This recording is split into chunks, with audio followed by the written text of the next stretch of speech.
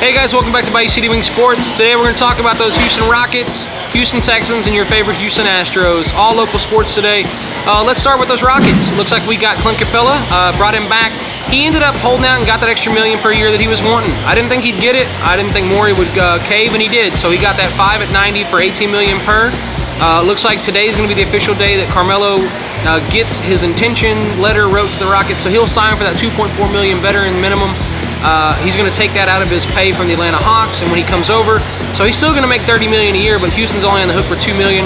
It's going to be a good deal as long as he can come. He's got to play some defense. You heard Harden, his first words were, some people are going to have to sacrifice. Harden gets 22 shots a game. I think that means Chris Paul's shots are going to go down a little bit. Harden's still going to be going MVP level next year. They're not going to look at Carmelo to be any kind of a big-time minutes player. He probably will start just because he's an old head. But I think it'd be best for him midway through the season to come off the bench, so he's got some more energy, some more pop to him. Will he self-sacrifice and come off the bench? That's yet to be seen. They promised him, supposedly, that he'll be a starter to start the season with. Let's see how that fares. So you brought the offense in with Carmelo Anthony, and you got your rim protector in with Clint Capella. It's going to be a good season again so far. I don't think people realize that the 65-win Rockets, yes, they've lost some here and there, but bringing back the core that you did, you're still going to be a top 4 in the West team, maybe top 2 or 3 even. I don't think they'll be the #1 seed, not with Golden State getting boogie and getting better and better like they have been. Should be a really fun basketball season. Speaking of basketball season, have you seen these wonderfully seasoned sesame wings right here with some curly fries, a little bit of ranch, and a nice cold beer? Nothing like stopping in by you and watching your Rockets game, Astro or Texans, getting some of these wonderful wings. If you've never had the chance, stop in and try these. These are sesame wings. Wonderful, wonderful.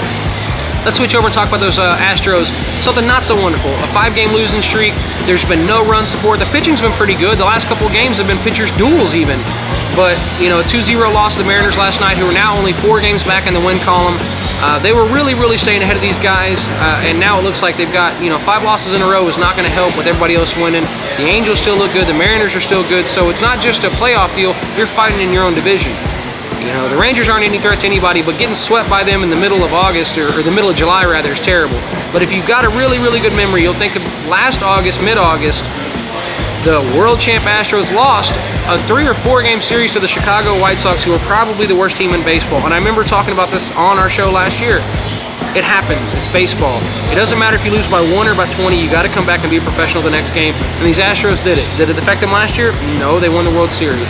So I think they'll do the same thing this year. They've got really good leadership on that team. They've got great pitching. The bats got to come alive. Every now and then they go quiet. They just got to wake up. 5 in a row is a pretty good little shake. I'm pretty sure they'll have one of these team meetings. They'll probably have some players-only deal, and they'll come out of it just fine. But don't lose faith in the Astros. They're still the best team after a World Championship in the last 20 years. Finish this off, we're going to go West Virginia for those Houston Texans. Texans in Virginia. Kind of strange. Regardless, you got some really good highlights in the background. Deshaun had a great interview with Fox 26 last week where he talked about his growth and development of the team. He's really happy with his wide receiver core. Said Fuller's hands look 10 times better than they have the last 2 seasons, which is great because it's an open admission that Will Fuller is fast with terrible hands. Wonderful to see that that's what he worked on this offseason. Between Hopkins and Fuller, if they take a step forward, and you got Lamar Miller and you got Watson, this Texas team is something to look out for. The Jags are still the class of the division, but I don't think far behind it is Houston, and not far behind them is Tennessee. You can figure out what you want to do with Indianapolis. I have no clue. Andrew Luck is sore again after throwing. We'll see what happens with them.